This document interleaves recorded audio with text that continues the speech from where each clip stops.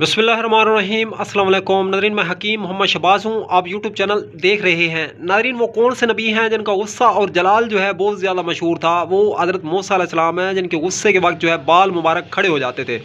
तो नाज़रीन, इस वीडियो में हम आपको बताएंगे वो हज़रात जो ज़्यादा बीमार होते हैं, ज़्यादा बीमारियों का शिकार होते हैं। अगर ऐसी कैफियत अगर आप लोगों के साथ भी आ रही हैं, एक बीमारी जिस्म से अभी ख़त्म होने का नाम नहीं लेती, फिर दूसरी शुरू हो जाती है, दूसरी ख़त्म ना हुई फिर तीसरी शुरू हो जाती है, तो बीमारियों की अगर ये कैफियत है तो 10 से 15 ग्राम दही जो है ये आप लोगों ने सालन में डाल के सालन को करना है गर्म। तो नाज़रीन, फिर उससे खाना खाना है। ये अमल जो है सूरज की मौजूदगी में सिर्फ एक मरतबा काफ़ी रहेगा।